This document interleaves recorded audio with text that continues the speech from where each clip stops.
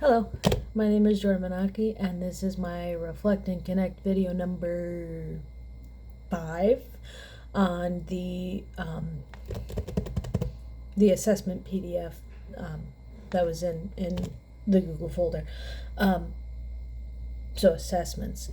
I remember reading this. It sparked a lot of memory in one of the assignments we did back in secondary methods on creating our own rubric for assessment. And if I remember anything correctly from that assignment, it was that assessments are not, like, creating a rubric like that is not easy in the slightest. Because I think the way I did it is I had, like, you get a 5 to a 1, and this is the best you can do, this is, like, absolute worst you can do, and then there's stuff in between. So, assessments are not an easy thing, in my opinion. Yes, when you, like, as a teacher, because I've had chances to work with students before one-on-one, and I've had opportunities to work with ensembles one-on-one, either in practicums or through the job that I had over the summer.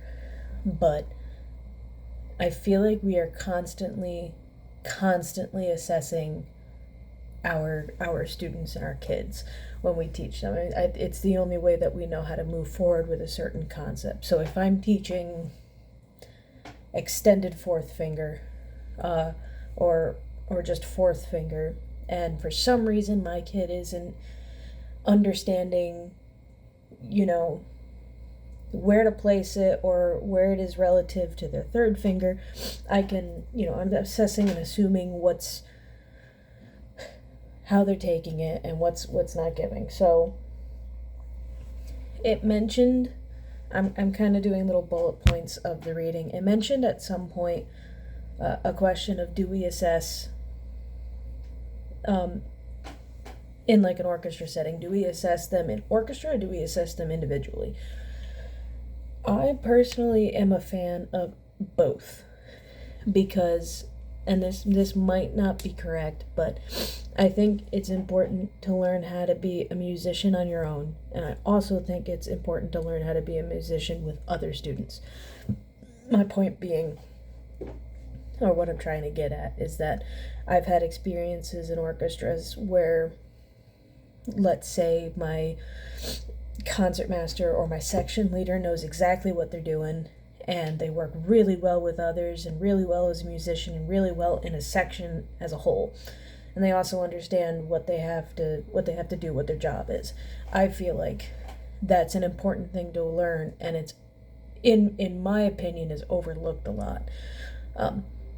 Because I've also had the experiences where I work with a section leader or a stand partner or a concertmaster who hasn't worked with people like that before, and doesn't understand the fact that solo playing and group playing or orchestral playing are two very different things. So I like the idea of assessing students on both. When we have individual lessons or group lessons, being able to assess them on how they do in those, but also being able to assess how they do in an ensemble. Because if I'm walking around the room already to give myself proximity and to avoid podium lock, and if I'm trying to make sure that my orchestra or my ensemble sounds good as a whole, then I want to pay attention to the individuals. I mean, they're a group of individuals that have to function as an ensemble. They have to function together. So being able to assess how they're doing in that group, like in a group of people versus by themselves, I think is really important. And also teaching things like that is very important. I think it said somewhere in the reading that there was, you could do like a checklist of assessments that you could do for a daily thing. Not necessarily something you put in a grade book, but, like, if you want to make posters and you have access to that wonderful laminator, you could put posters on the wall about, just a checklist of, am I in tune? Do I have good tone? Do I have good intonation? How is my bow hold? How is my... Things like that, so that students can also actively be assessing themselves, and then Also, I really like the idea of having students grade their own concerts and things like that. So when they're sitting there and you're watching a replay of the concert you had the night before or maybe a week later, allowing them to figure out what they think they need work on, because honestly, I think they know themselves best, and yes, we know them well too because we're able to hear it.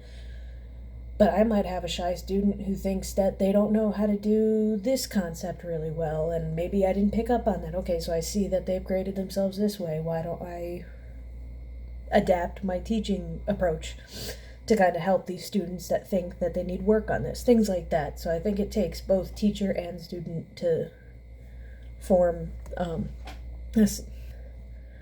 I've run out of time. I have a lot I could say on this topic.